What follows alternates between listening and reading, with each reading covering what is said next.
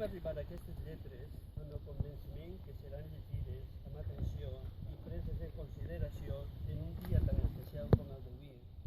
en què es complixen 104 anys del naixement d'un dels nostres escriptors més universals, Enric Valor i Vives.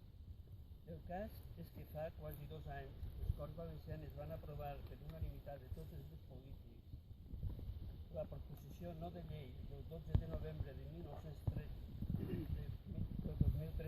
en la qual instaven al govern valencià a la cessió a l'Ajuntament de Castalla de la casa natal d'Enric Valor, acord que s'ha dut a terme, però també a agilitzar la firma d'un conveni per articular la col·laboració de la Conselleria d'Educació, Cultura i Esport en el projecte de musealització d'aquest espai per a la promoció d'activitats culturals de qualsevol tipus per tal de difondre la vida i obra d'Enric Valor. Dissortadament, però, en l'actualitat el projecte està paralitzat, ignorem els motius, i per tant el manament de les Corts Valencianes no s'està complint. Ara que nous ideals, especialment sensibles per a la nostra llengua i cultura, habiten els murs de la Conselleria d'Educació i Cultura, ens sembla el moment propici per a reprendre la iniciativa. Però no només això, també pensem que és el moment oportú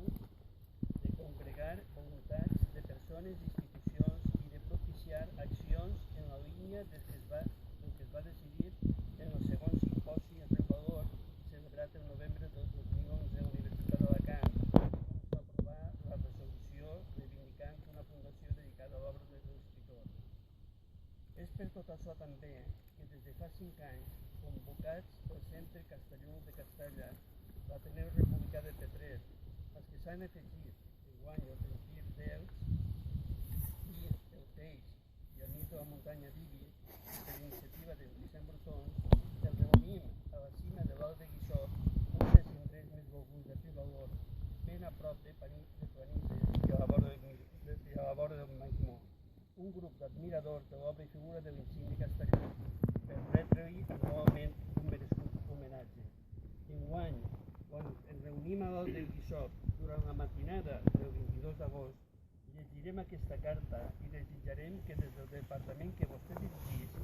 s'inicien les accions necessàries per a fer realitat el més prompte possible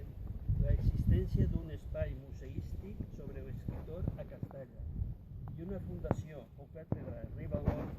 que ben bé podria tenir la seu en la Universitat d'Alacant, igual que la Universitat de València Estudis General acull la de Joan Fuster i la Jaume I de Castelló, la d'Enric Soler i Godes. Atentament, Castalla, 22 d'agost de 2015.